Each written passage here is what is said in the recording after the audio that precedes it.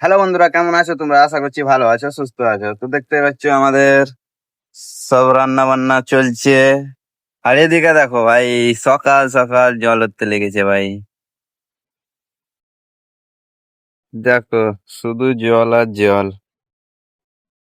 দেখা যাক কাজ হবে কি না। বর্ষার দিনে বলছি ভাই, কেউ চেন্নাই আসিও না, নাহলে দেখো